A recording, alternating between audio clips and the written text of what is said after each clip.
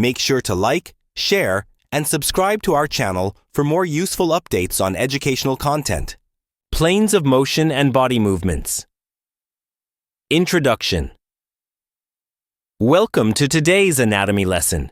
In this video, we'll discuss one of the most fundamental topics in human movement and anatomy. Planes of motion and body movements. By the end of this video, you'll understand how the body moves in three-dimensional space and how these movements are classified. Let's dive in. What are planes of motion? First, let's understand what we mean by planes of motion.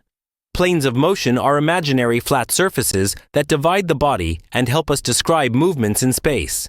These planes allow us to organize and explain how the body moves. There are three main planes. 1.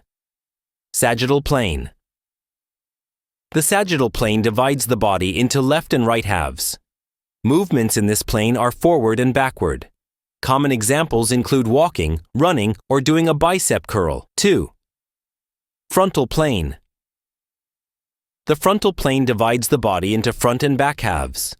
Movements in this plane are side to side, like jumping jacks or lateral arm raises. 3. Transverse plane.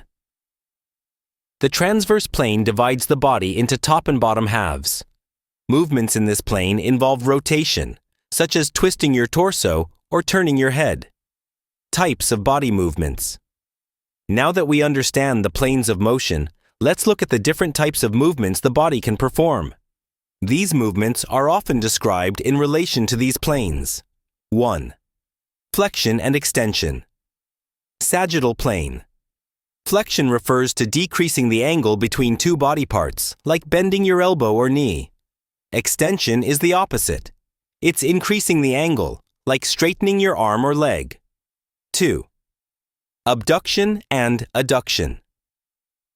Frontal plane. Abduction means moving a body part away from the midline of the body, like raising your arm to the side. Adduction is bringing it back toward the midline, like lowering your arm to your side. 3. Internal and external rotation. Transverse plane. Internal rotation occurs when a body part rotates toward the midline, like turning your arm inward. External rotation is the opposite, where the movement goes away from the midline. 4th. Circumduction. Circumduction is a combination of flexion, extension, abduction, and adduction to create a circular movement, like drawing circles with your arm. 5. Other movements. Pronation and supination. Pronation is turning your palm downward, while supination is turning it upward. Inversion and eversion.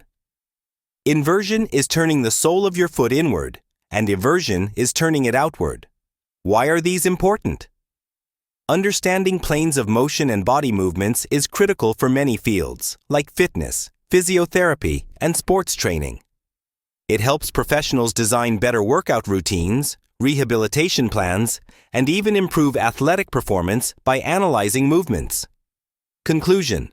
To recap, the body moves in three main planes: sagittal, frontal, and transverse. Each plane has specific types of movements, such as flexion, extension, rotation, and more. By mastering this concept, you can better understand how the body works and how to optimize its function. Make sure to like, share, and subscribe to our channel for more useful updates on educational content. See you in the next video.